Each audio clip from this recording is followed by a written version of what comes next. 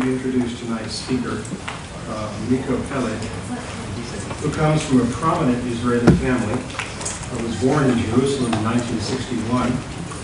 His grandfather signed Israel's Declaration of Independence. His father fought in the 1948 war and was a general during the War of 1967.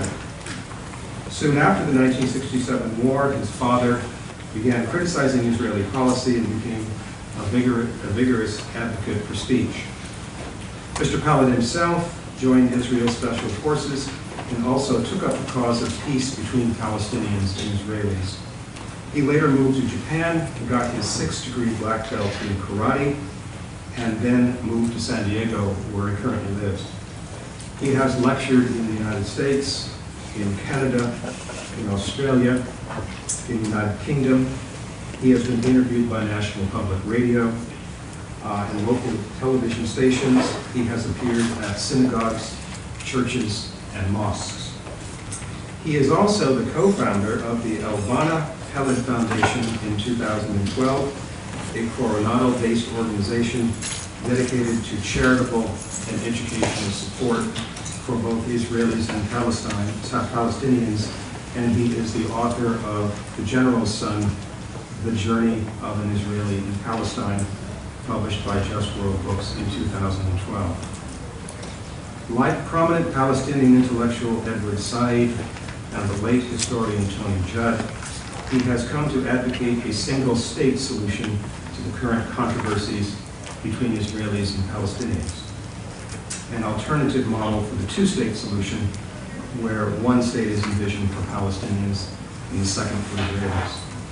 In an op-ed piece in the Los Angeles Times in 2012, he argued for a single-state, quote, where Israelis and Palestinians live as equals in a shared state, their shared land, for Israelis and Palestinians alike, the latter path promises a bright future, end quote.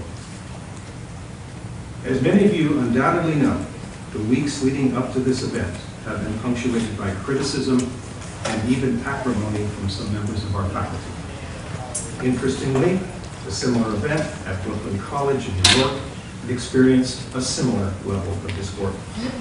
At that event, participating professor Judith Butler offered the following remarks that I would like to share with all of you tonight. The principle of academic freedom is designed to make sure that powers outside the university, including government and corporations, are not able to control the curriculum or intervene in the extramural speech. It not only bars such interventions, but it also protects these platforms in which we might be able to reflect together on the most difficult problems.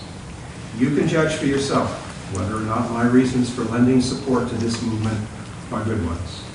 That is, after all, what academic debate is all about.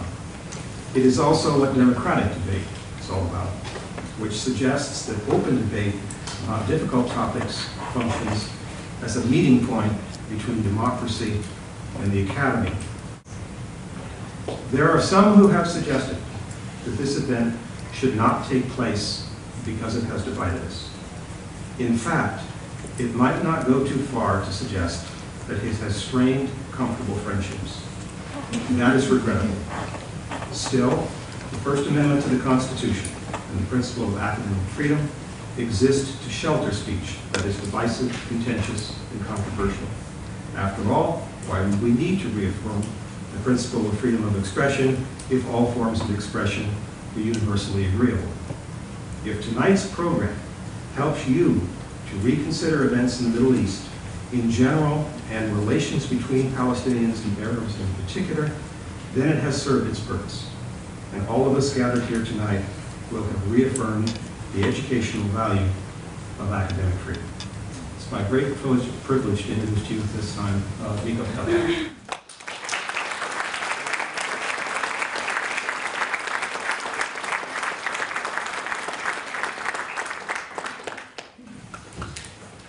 Thank you so much for that kind introduction.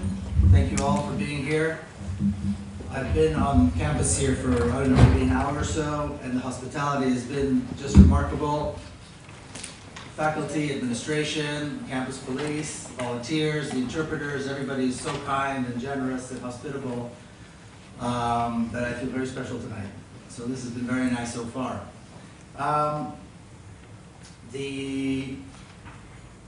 This issue is one that is, I feel, of course, is very, very important, and it's very nice to see a full house, and it's particularly nice to see so many young people, because regardless of where you stand on this issue or whether or not you have an opinion, you need to be informed because you're paying a lot of money. Americans pay about $10 million to Israel every day. So Americans are nowhere near being on the fence or being in the middle or being somehow balanced on this issue. All of you, all of us, out of our pockets, taxpayer money, $10 million a day goes to one side of the issue. Now you may agree with it, but you need to know that this is happening. And of course you need to familiarize with this issue so you know why you're giving so much money to this particular place. It's unprecedented, actually, the amount of money that goes to Israel. So I'm glad to see so many of you here that are interested in hearing about this. I just returned from Palestine. I was there for about a month.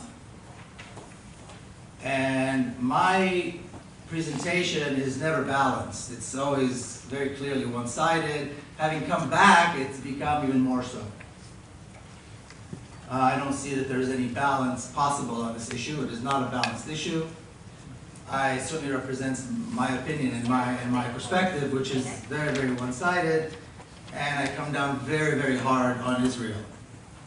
So anybody that has strong feelings or happens to be from Israel and supports Israel will not be happy today. Will not be happy about this presentation. I'm putting it out there in advance, just so we all know where we stand. Now what I'm going to do is two things. One thing, I'm going to go through the story of my book, The General Son, because it represents my own personal experience in this place called Palestine, Israel, starting from being the son of an Israeli general and what that means, and then beginning this journey into Palestine and speaking the way I do and doing what I do today. And through that journey, you'll get a good glimpse of what I saw. The other thing that I'm going to try to do tonight is to put things in context. I think one of the problems with this issue, or I should say not with the issue, but the way the issue is portrayed, particularly here in this country, is that things are always out of context. So suddenly there are rockets flying out of Gaza. Suddenly there's an attack here, an attack there. And very rarely do we see the context. And without context, we cannot understand why things are happening, and that's why a lot of people don't understand why things are the way they are. And if we don't know how things started, then there's no way for us to talk about a solution, and I think it is criminally irresponsible not to talk about a solution. And I'm going to talk about a solution that I believe is a good one. So there's a beginning, there's a middle, which is where we are right now, and then there needs to be an end to the conflict in Palestine. But unless we connect the dots, unless we see things in context and understand why one thing leads to another and how, there's no way for us to understand the conflict, and there's certainly no way for us to see a solution.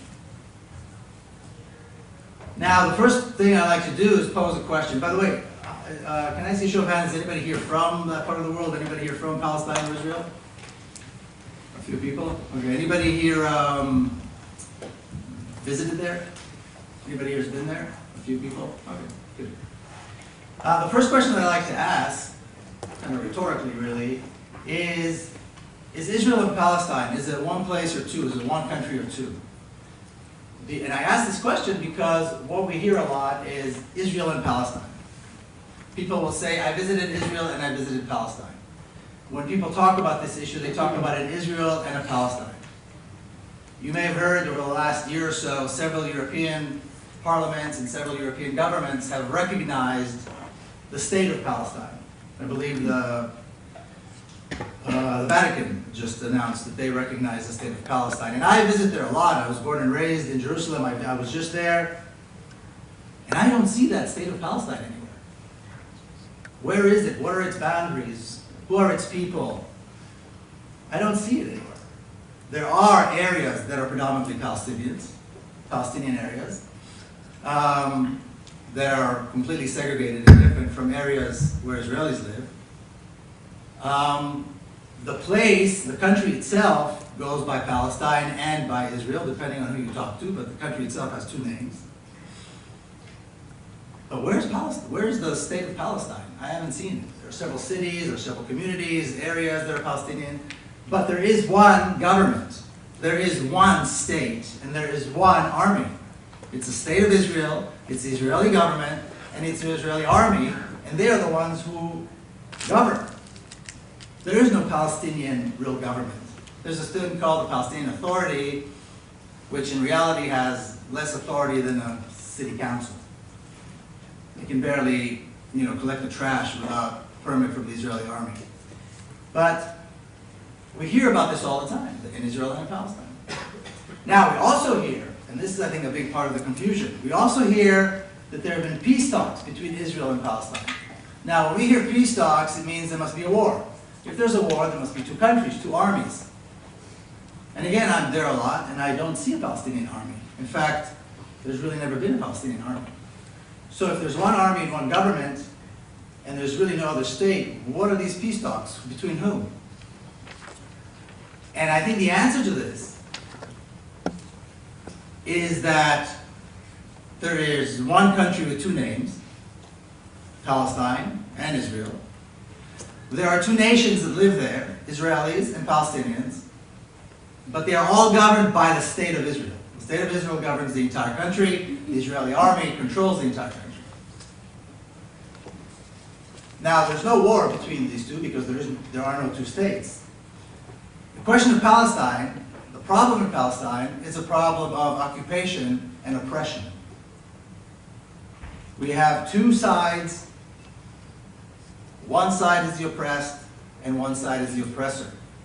The way we resolve an issue like that is not through peace talks. The way we resolve an issue like that is through a concerted effort to bring about justice and freedom to the oppressed, and create a level playing field, create equality, so everyone is free, and everyone has an equal say and an equal part in their own destiny, in their own lives.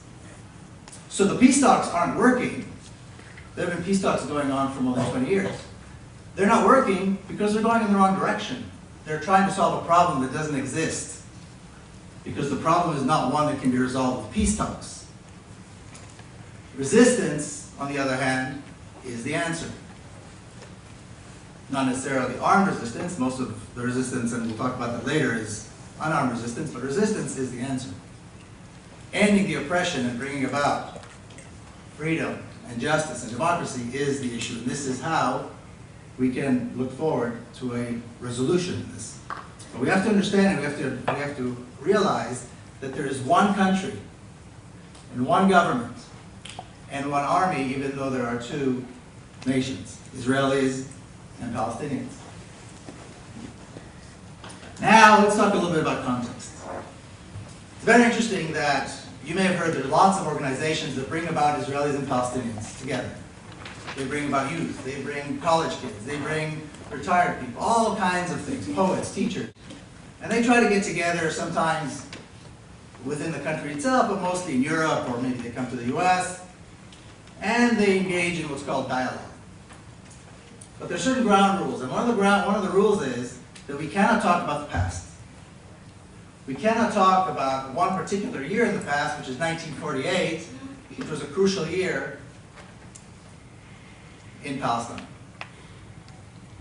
And my argument is that if we don't talk about that period, if we don't talk about the past, we will never be able to discuss the future.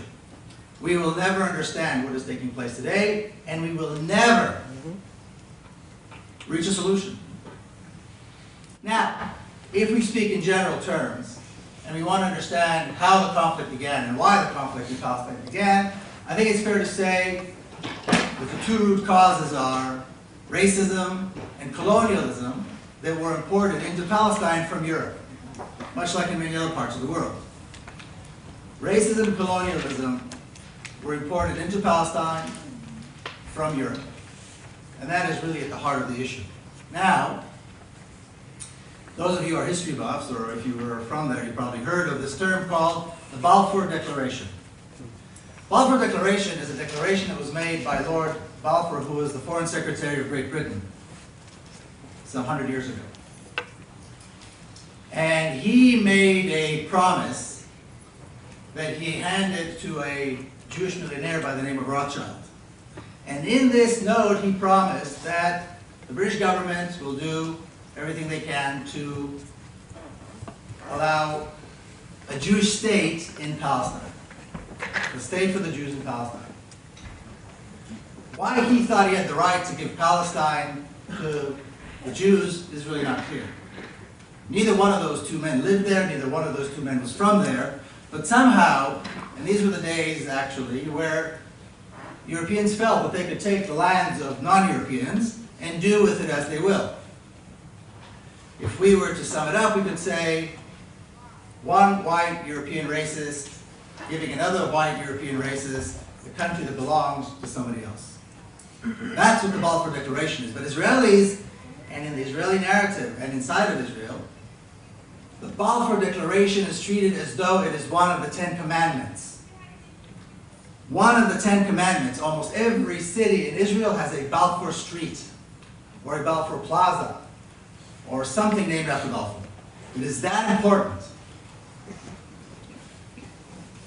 Now, we go forward several decades, and the United Nations decides they will intervene and solve the question of Palestine. This is November 1947.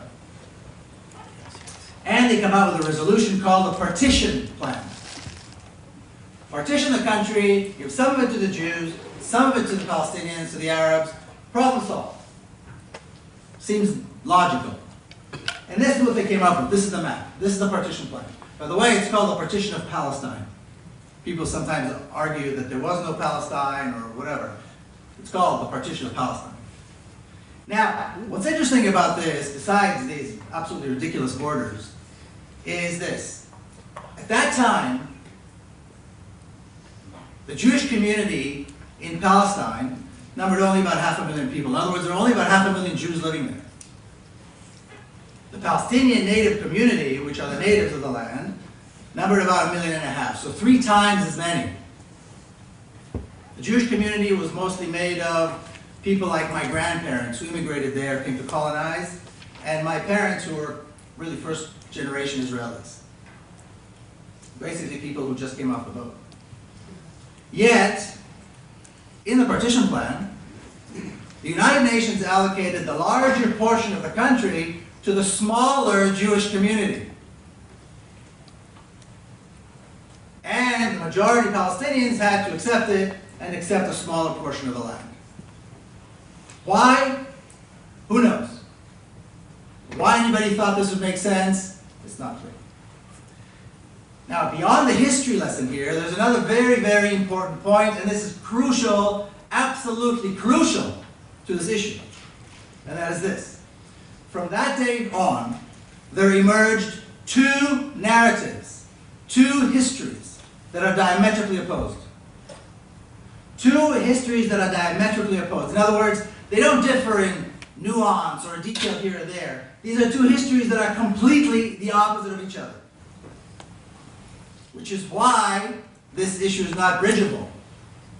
You cannot bridge 2 histories that are diametrically opposed. You have to pick one. And by picking one, you reject the other. That is what took place from that moment on.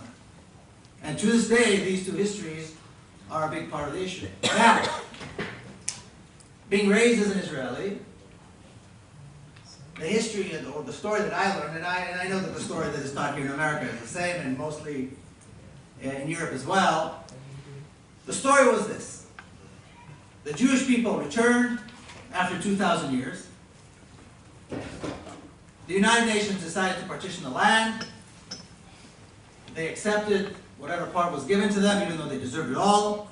They accepted the fact that the Arabs deserved a piece of it. The Arabs attacked the small Jewish community in an attempt to kill and destroy them. This is only a few years after the Holocaust, so on the same kind of idea of destroying and killing Jews.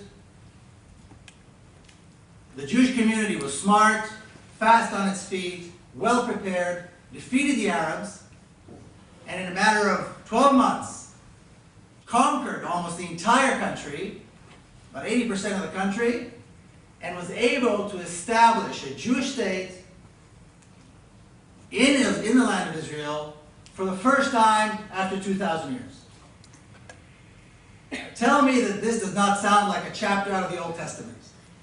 Heroic, biblical, wonderful, romantic. How could you possibly argue with a story like this? And people don't. But the story has problems. And about 20 years ago, several Israeli historians decided to look into these problems and to investigate them. And they came out with very interesting conclusions that validate the Palestinian story. And I'll give you an example. In 1947, at that time, the Jewish community in Palestine had a very strong militia, an armed force. There were about 40,000 well-trained, armed, young, mostly men. My father was an officer in that militia. About 40,000 well-trained, armed men, very highly motivated. There was no equivalent on the Palestinian side. There's never been a Palestinian army or a Palestinian armed force. So if this is true, if there was no Palestinian armed force, who are these Arabs that attacked the Jews in 1947? And what did they attack with? The story doesn't make sense. Other Arab states attacked much later, 6, 7, 8 months later, intervened. But at that point, who exactly were these Arabs that attacked and what did they attack with? And these Israeli historians point out that that never happened. The Jewish community was never attacked by the Arabs. It was the other way around. As soon as the United Nations gave its approval to the creation of a Jewish state, or they call it a Jewish state, in Palestine, the militia, the Jewish militia that existed then, began a massive assault against the Palestinian population, civilian population, an assault that today could only be categorized as terrorism. This assault continued for 12 months with a very clear purpose of conducting a campaign of ethnic cleansing. Terrorism for the sake of ethnic cleansing. Now, Palestinians have been talking about this for decades. It wasn't until Israeli historians mentioned this that people started paying attention. One particular historian, his name is Ilan Pape, he wrote a definitive book called The Ethnic Cleansing of Palestine.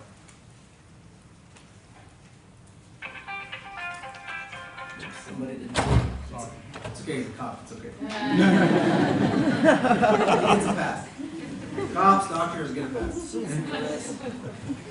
So we have two histories here that are completely opposite, that are diametrically opposed. One talks about heroism, one talks about terrorism and ethnic cleansing. You cannot have it both ways. On this issue, you have to pick a side. In the introduction, I understand it was mentioned the fact that this is polarizing. This is polarizing. There is no way that this issue isn't polarizing. When you pick a side, you reject the other. It's as simple as that. And that's okay, because on issues that are important, on issues that are critical, on issues of principle, polarization is good. Standing on the right side of certain issues is the right thing to do. But you see how we have two completely opposing histories. Now,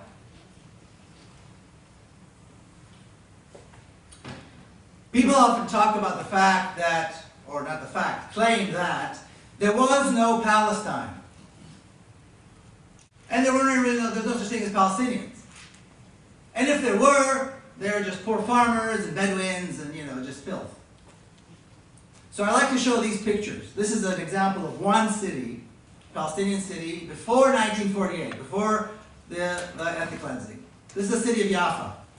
It was a major Arab city on the coast, a major Arab city on the coast of the Mediterranean. It was a city of about 100,000 people with a rich business life, trade unions, writers' guilds, Several newspapers were printed there, movie theaters, concert halls. The famous Jamal Basha Concert Hall was world-renowned. All the biggest names in the Arab world performed there. Beautiful boulevards, a major city, Arab city on the coast of the Mediterranean. And in a matter of 2 weeks, in the spring of 1948, this city of about 120,000 was reduced to less than 4,000 people, all concentrated in a single neighborhood with barbed wires and Israeli guards surrounding them. And on the ruins of that city, today sits the city of Tel Aviv, a modern Israeli city of Tel Aviv, in a picture almost identical from the exact same angle. Now, what's interesting about Tel Aviv calls itself Tel Aviv Yaffa. You may have heard of Tel Aviv. It's a famous, it's quite well known. Tel Aviv Yaffa. In other words, an extension to the past that combined both names. And there still is a small Palestinian community in Tel Aviv Yaffa. They're neglected, they are oppressed, they have no rights, and they're constantly harassed by the Israeli security services, even though these are Israeli citizens now. You may have heard that there are Palestinians who are actually Israeli citizens. Their fare is not much better than the others, but that's a whole, we'll talk about that later.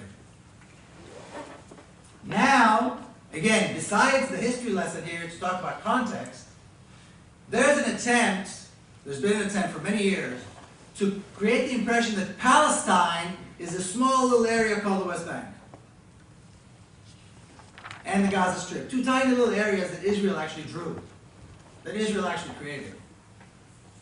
But that's not true. The entire country is Palestine. And there are Palestinians who live in the entire country. In Jaffa, in the Galilee, you may have heard of the Galilee, in the Negev Desert, in Jerusalem, all over the place, there are Palestinians. In fact, the majority of the population there are Palestinians. They live in conditions that are completely different, completely opposing conditions that Israelis do. Palestine is more than just a small area called the West Bank. Palestine is the entire country. And this attempt to reduce it to a small little area, besides being futile, is absolutely wrong. Now, it's important to talk about Gaza. You know, Gaza's been in the news a lot.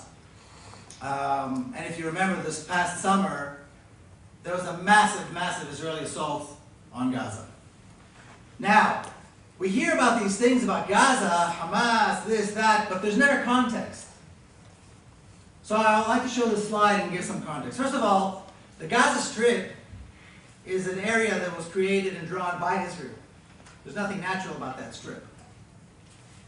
In the early 1950s, after Israel was established, like I said, there was a massive campaign of ethnic cleansing. Hundreds of thousands of refugees had to be herded somewhere. So the refugees from the southern part of the country were herded into refugee camps around the city of Gaza. And that's how the Gaza Strip was created. It was about, early 1950s. And as soon as the Gaza Strip was created, in the early 1950s, Israeli army began attacking the Gaza Strip. And the reason that was given was because there are infiltrators. What are infiltrators? We don't really know. But there's something very dangerous and devious about them. Infiltrators. These were refugees who were either attempting to go back to their land and their homes, perhaps bring food, and in some cases to go in and commit acts of violence against the Israelis who stole their land. They were infiltrators. Then later on the name changed. They were called Fedayeen. It's an Arab word. What does it mean? Nobody really knows, but it sounds mean. Fedayeen. And the Israeli army would go in and take care first of the infiltrators, then the Fedayeen, and they would always, always, always exact a heavy price in human life. Now mind you, these were mostly hundreds of thousands of poor, hungry refugees who lived there. There was never a single tank or an army in Gaza. Later on they called them terrorists. Today they call them Hamas. There's always something very devious and mean about this, whatever it is that exists there in the Gaza Strip. It's never people. These are always terms that are somehow frightening and threatening and deserve to be killed. In the beginning, in the 1950s, Israel would kill dozens of civilians. Over the years, the names changed and technology improved. In the last attack, this last summer, over 51 days, Israel murdered over 2,000 people in Gaza. In cold blood, in front of our very eyes. The technology improved. I think they took pride in the fact that over the first, 5 minutes, they killed like 500 people or something. I mean, that was how sophisticated they are. But take a look at the statistics. The entire Gaza Strip is only about 140 square miles. About 1.7, 1.8 million people live there. So it's pretty crowded. The average age is 16, and the majority, 56, 57%, are under the age of 18. So basically, there are about 1 million children living in Gaza. Huge, very high unemployment rate, very high poverty rates. It's separated, there's a siege, so there's no communication. They can't travel, they can't import, they can't export. There are limitations on how far they can go fishing. There's a wall around it. But here's the interesting statistic. Look down here.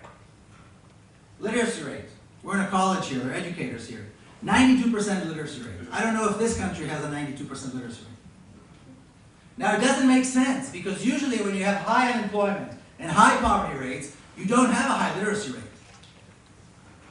It doesn't make sense.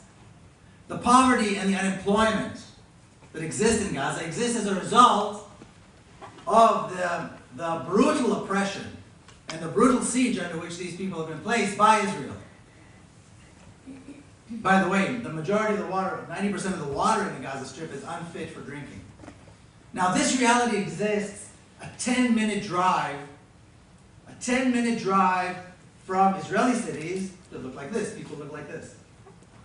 You don't worry about it. You have no problem opening the tap, drinking water, cooking, taking a shower. That's how Israelis live, 10 minutes away from this catastrophe. No access to the basic, most medical care, medicines.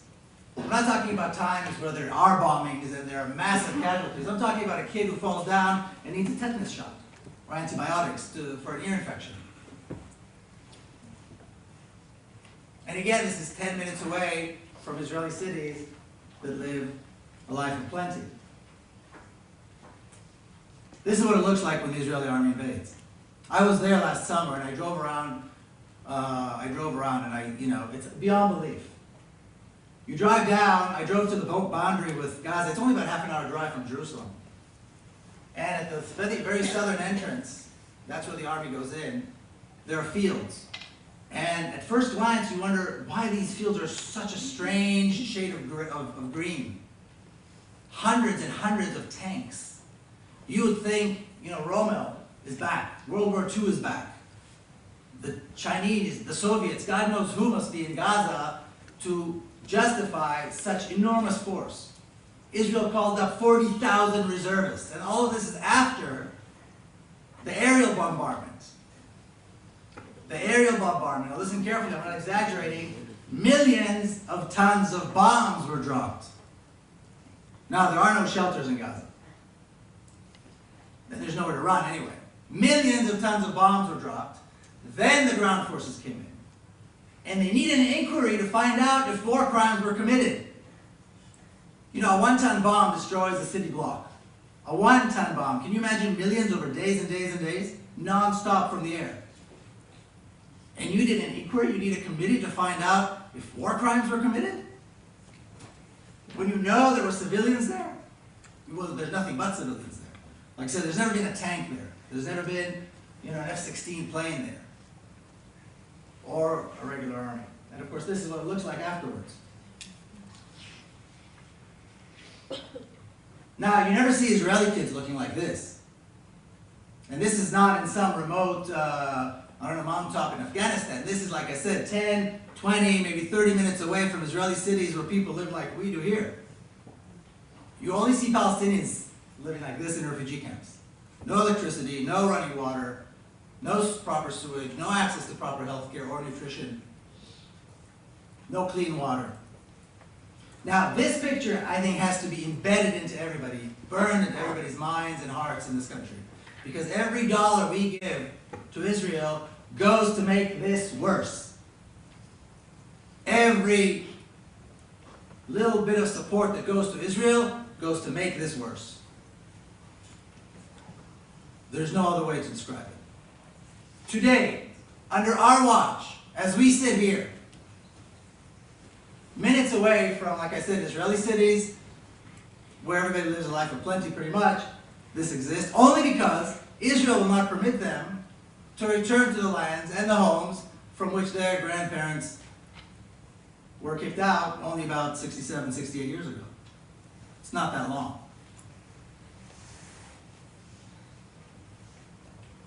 See the bread on the floor? That's bread that became wet in the rain and they're drying it. This is food for humans. Now I'm going to share with you a story from my book, a very, very personal story that was, instrumental in making me and, who I am. This is a picture of my mother when she was young. My mother was born and raised in Jerusalem.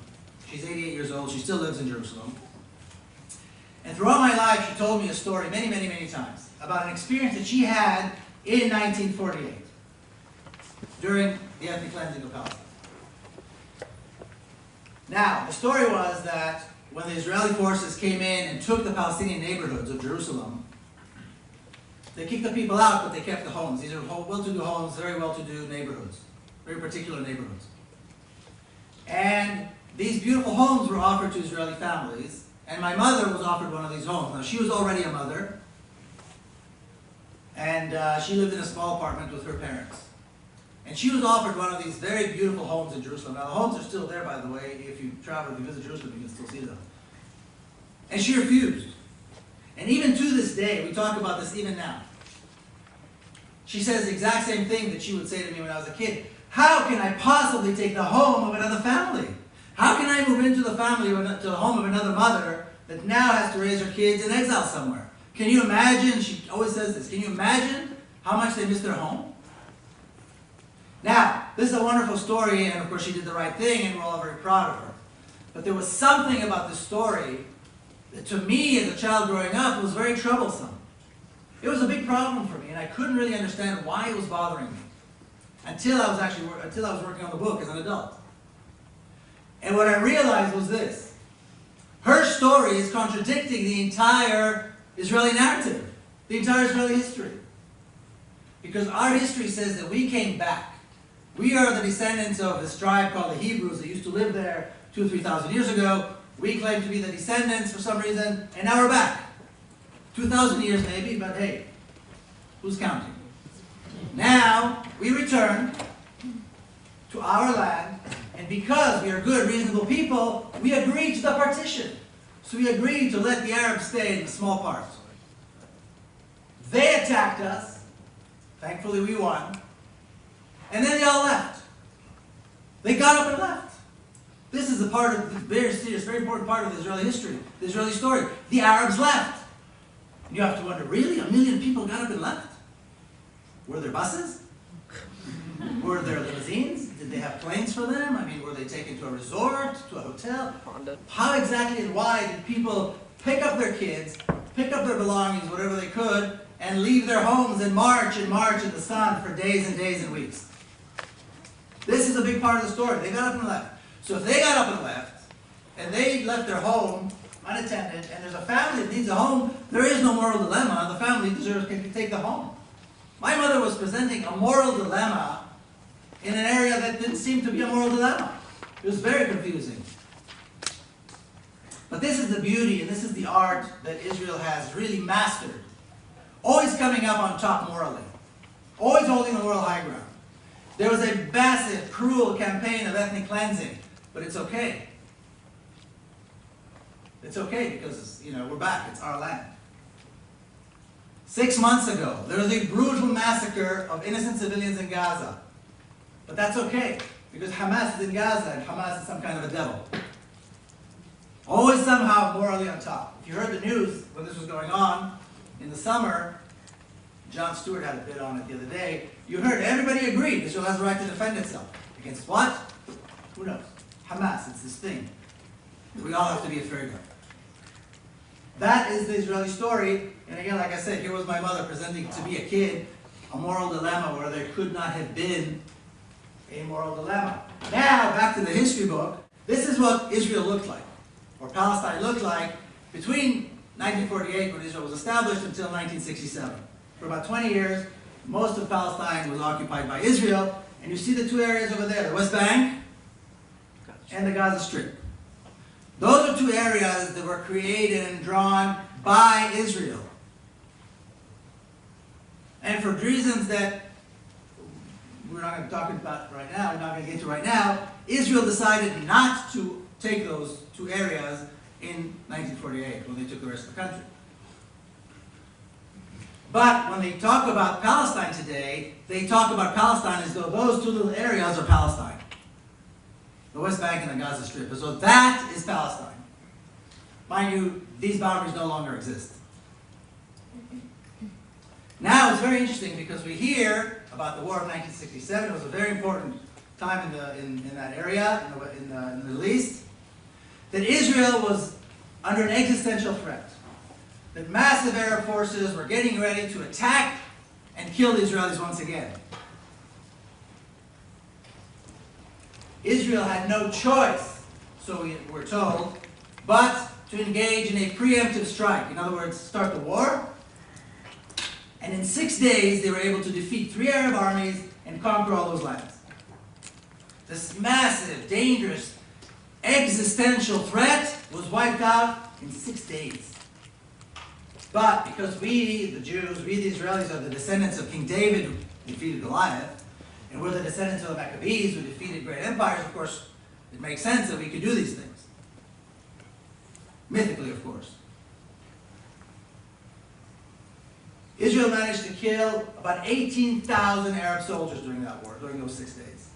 18,000 soldiers. Israel lost 700 soldiers. Now, as a parent, I have to tell you, it doesn't really matter. A soldier is somebody's son, and it makes you weep.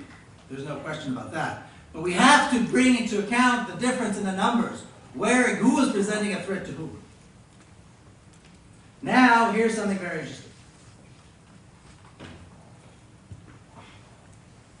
In 1967, we have to understand that Israel did not begin the occupation of Palestine, as people like to say, but completed the occupation of Palestine.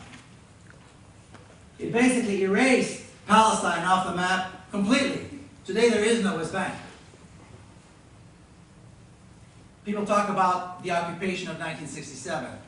The occupation of 1967 is a myth. The occupation began when Israel was established, the occupation of Palestine, and it was finished. And the generals, I'll talk about that in just a little bit, called the taking of the West Bank finishing the job. In other words, what they didn't do 20 years earlier, they finally did in 1967. But by finishing the job and erasing Palestine off the map, Israel in fact established one state, which is what I mentioned earlier, over the entire country. It's the state of Israel.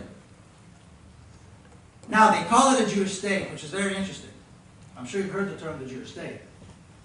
It's interesting because most Jewish people don't live there. And the majority of the people who do live there are not Jewish. Out of 12 million people who live there, 6.1 million are Palestinians. The rest are the Jewish Israelis. So it's not even a Jewish Israeli majority. So what is Jewish about this place? How can they call themselves a Jewish state? Do they all wear yarmulkes? No. It's mostly a secular society. And even if they did, what exactly do they espouse that makes them Jewish? Attacking Gaza and murdering civilians, is that Jewish? Denying children water and medicine and food, is that Jewish? Having thousands of political prisoners, as Israel does, is that Jewish? There's really nothing that's Jewish about the state of Israel, except for one thing. It offers exclusive rights for Jewish people. So anybody here who happens to be Jewish can land there and become a citizen and have more rights than Palestinians whose great-great-great-great-great-grandparents were already there. That is what Israel offers. That's what makes it Jewish. Exclusive rights for Jewish people. And little to no rights for everybody else who happens to be Palestinians. Now they talk about this idea of a two-state solution, where those two little areas that are now erased, the West Bank and the Gaza Strip, would become a Palestinian state. Which is, it would be funny if it wasn't so tragic. There is no possibility that this state of Israel will ever allow anybody any rights other than Jews on that land. It's in the ideology. It's a colonialist, racist ideology that says the land belongs to the Jewish people. I don't care if you're Palestinian and your great-great-great-parents are buried here. It doesn't matter. And you've lived here for a generation. It doesn't matter. The law says the land belongs to the Jewish people. Israel defined itself as a racist apartheid state from the very beginning, giving exclusive rights to Jews. And completely denying rights, or almost completely denying rights to Palestinians. And this state will allow the Palestinians to establish a state within the state. It doesn't even make sense. And of course, as soon as they took the West Bank, these areas, they began building. For who? For Israeli Jews only. Thousands, hundreds of thousands of Palestinians were kicked out. Countless villages, towns were destroyed, as in other parts of the country. And building began for Israeli Jews only, which goes on today. And we hear sometimes, Israel built in East Jerusalem. Israel built another settlement in the West Bank. Of course they did. For them, it's all Israel. This joke that somehow there's a difference between this part and that part is only in the minds of people who don't get it. The reality is, from an Israeli perspective, it's all Israel. They're going to build what they want, they're going to do what they want, and they're going to kill whomever they want, whenever they want. Now, this is an interesting story. This is a picture of the Israeli High Command right after the war. My father is in that picture. Like I said, he was a young officer in 48. He remained in the army. This entire group of officers, generals actually, were young officers. They remained in the army. 20 years later, they were generals. And they were the entire Israeli High Command. Now, like I said, there was the story that Israel was under an existential threat, that they had no choice but to start a war. Now, when I was working on the book, one of the things that I did was I went into the Israeli Army archives to learn a little bit more about what is being said there. And one thing in particular was very interesting, and these are the minutes of the meetings of these generals leading up to the war, the weeks leading up to the war. This was a very tense and very interesting time. Many, many people have read it. Many historians have written about it. I really wasn't expecting to see anything new, but it was very interesting. And lo and behold, as I began reading, I noticed something that I hadn't seen written or published anywhere else. So of course, I put it in the book. The generals themselves are saying, my father included, that the Arab armies are not prepared for war. Therefore, this is a good time to attack. But we have to present a case for an existential threat in order to be given the authority by the government and by the people to start a war. And that's exactly what they did. And they're talking particularly, the other Arab countries didn't really have serious armies. The Egyptian army was really the only serious army. And they're saying the Egyptian army needs at least 1.5 to 2 years before they're prepared for war. Therefore, we need to attack and destroy them now. They knew that this was going to be a very easy job. And indeed it was. In 6 days, they completed the job, and they took the areas that they wanted to take, and they congratulated themselves clearly on finishing the job, completing the occupation of what they consider the land of Israel. Now, this is a picture of my father. He did something very interesting. He was one of the biggest proponents, one of the strongest voices pushing for war, encouraging the war.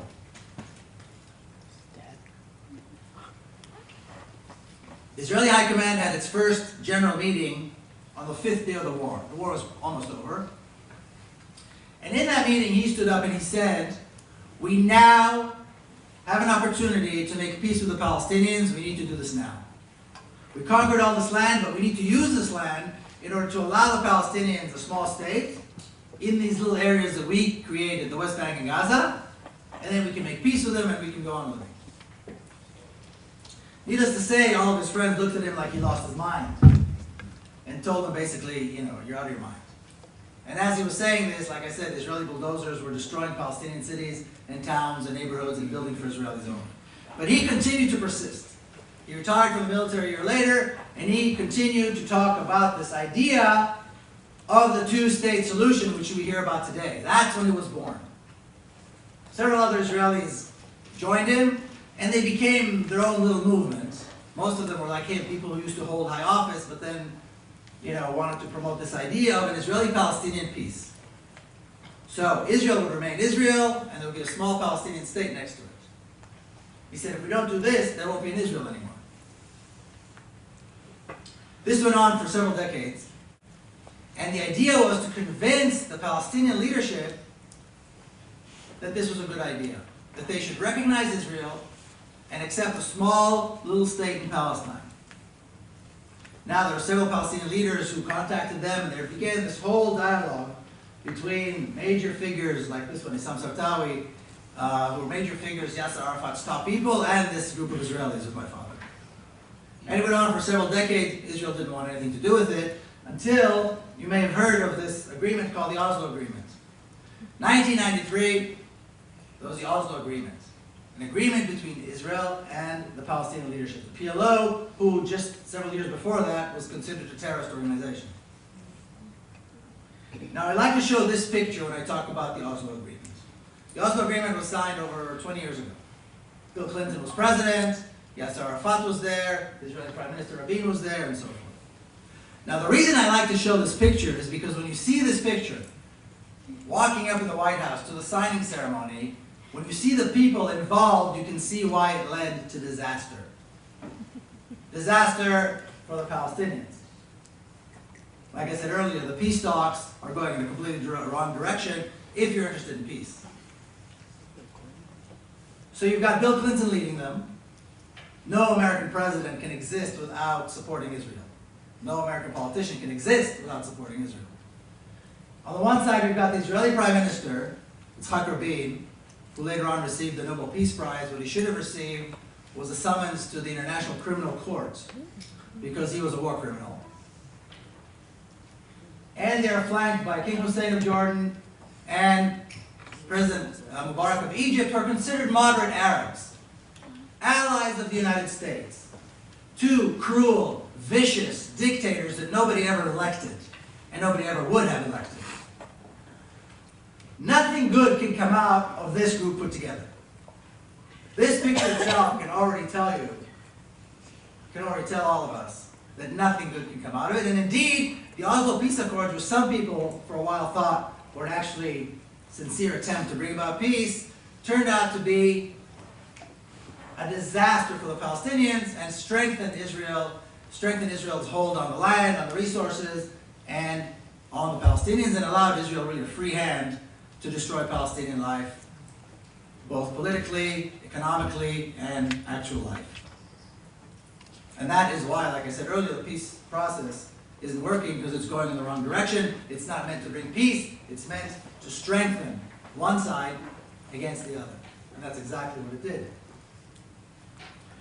I mentioned earlier that Israel has thousands of political prisoners. That's not something you read in the paper every day. Today, Israel has over 6,000 Palestinian prisoners in Israeli jails in violation of a whole number, Amnesty International, by the way, a whole number of international laws. Now, according to Israeli sources, the vast majority of Palestinians in Israeli jails have not been charged with acts of violence. The vast majority, which means they're not terrorists, like Israel says. They are political prisoners. In this picture, I put Samer Isawi, who is a Palestinian prisoner who holds the record for the longest hunger strike in history. He was on hunger strike for over 250 days. Why? Because Israel has this category of prisoners that is called administrative detainees, which means they can arrest you and throw you in jail without charge for as long as they want. Now what's interesting is this, we're talking about the Israeli military courts. The bar is set very low, but still they arrest these people, they have nothing with which to charge them, and they throw them in jail. Even though these are the military courts, where the bar is set very low. And next to him is his sister Shireen, who's an attorney, and both of them go in and out of jail, in prison all the time. He has a 30-year prison sentence as well. It's beyond belief, the stories that you hear about the Palestinian prisoners. Now, besides all of that, I think we need to remember one thing, and I put this quote from United Nations resolution up on the screen. The United Nations reaffirms the legitimacy of people's struggle for liberation from colonial and foreign domination and alien subjugation. In other words, resistance to oppression is not illegal. It is legitimate, even using an armed struggle, including the armed struggle. Resistance to oppression, resistance to occupation is not illegal. We have a few questions? Are you ready? I am ready. Okay. I've exercised, I write an editorial prerogative here. I've done this before with the Talon Talk panel, so what we tried to do is kind of cluster the questions. Some of them were very similar. We actually had 3 different questions on the same subject that were very similar. The $10 million per day in aid that the United States renders to Israel, a lot of people were just curious why. Why would the United States provide this kind of assistance? Well, isn't that the $10 million question? Israel is a developed country that does not need aid by any stretch of the imagination. Yet it receives over $3 billion in official aid, besides all the other money that it gets that is unofficial, billions of dollars that go to all kinds of questionable NGOs. The real reason has to do with the fact that for decades, even before the establishment of the State of Israel, there has been a very strong Israeli lobby here. Now, they call it a Jewish lobby. It's completely wrong. It has nothing to do with being Jewish. It does not serve any Jews whatsoever. It is an Israeli lobby that serves the idea of the State of Israel at first, and then the State of Israel. Now, just to give you an example of how long it's been around and how influential it is, I have a poster in my office that advertises a speech that my grandfather gave in 1920, I believe it was in Kiev, talking about the idea of the Jewish state in the land of Israel. There was a small group of highly educated, very European, very non-Jewish looking, very diplomatic Jews who supported this idea of the State of Israel. It's called Zionism. The ideology is called Zionism.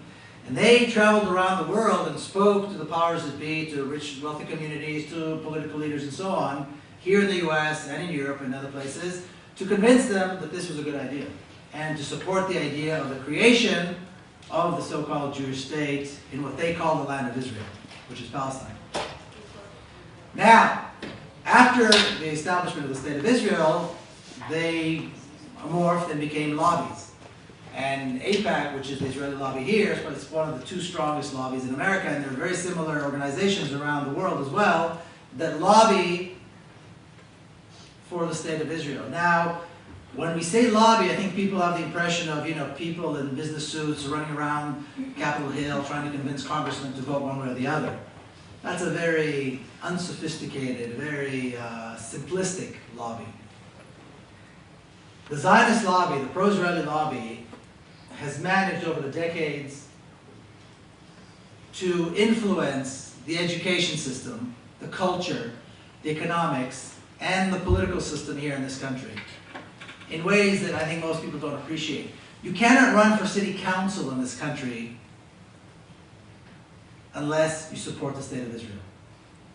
I know city council members from San Diego and from Coronado that were taken on trips to Israel by the Israeli lobby. Why bother investing in a small city council member? Because they might run for state office one day, and they might run for national office one day. You have no idea, most people have no idea, just how many millions of dollars are invested by the Israeli lobby. Now, AIPAC is one group, but it's got all kinds of tentacles. The Jewish Federation, the Anti-Defamation League. These are all racist, pro-Israeli organizations that pretend to be civil rights organizations. And they promote this idea. Now, sometimes they'll promote good ideas. You know, in the state of Texas, they have the ADL, the Anti-Defamation League, which is a pro-Israeli, very racist organization. They have a course in tolerance. And they go to local schools and they teach tolerance and they give the school a certificate that it is a tolerant environment. Within that course, they teach that criticizing Israel is racism and anti-Semitism, and that everything that has to do with Palestine is terrorism. Pure and simple. They're kind of under the radar. It's part of the course. If you go to all the Holocaust museums, all the Holocaust memorials in this country, there's always a part that demonizes the Palestinian narrative and equates it to the Nazis. Look at movies. How are Arabs portrayed in movies? Look at movies over the last 30, 40 years. How are Arabs portrayed? Certainly Palestinians portrayed in movies. And again, like I said, anybody from the president down to a city council member, if they don't bow to Israel and accept the state of Israel and support the state of Israel and vote for the state of Israel and visit the state of Israel, they will not have a political career in politics in this country. So, this very successful lobby, by the way, the only other lobby that's as strong as the Israeli lobby is the NRA. It's a very dangerous combination, mind you.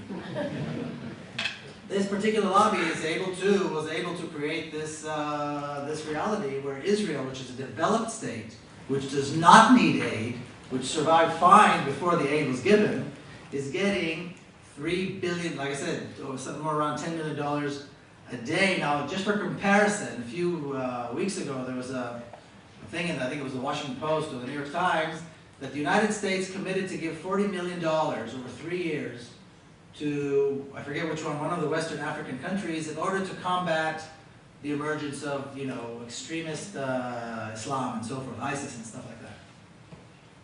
$40 million over 3 years to countries in Africa that we know are developing and suffering and need the money.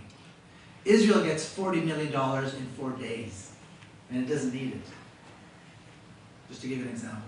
The why is because Israel has a very strong lobby in this country that is very difficult to combat.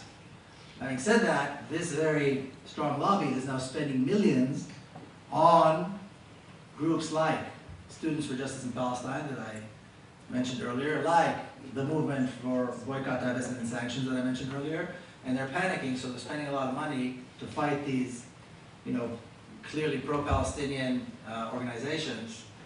And so this is a good thing. But if you want to know why you're spending that much money, this is why. This is kind of a related question, and we had two, basically the same. Why did you say that no American president could be president without supporting Israel? Well, I just explained that. It has to do with the Israeli lobby. Let's stick with presidents here, or one who may be president. This is a Hillary Clinton question. Will Hillary Clinton continue the Palestinian apartheid situation if elected? Absolutely. Absolutely. We're not at the point yet. Look, just to give you an example. In the late 80s, in the late 1980s, the United States still did not support boycotting apartheid South Africa. In 1994, Mandela was already president. The United States seems to be, and I think when you understand the United States, it's not surprising, always the last one on the bandwagon, always the last one to join when we're talking about fight for justice. And I think the history of this country explains why. But this is something we need to always remember. So it won't be Hillary Clinton for sure. And whatever president does decide to change the policy,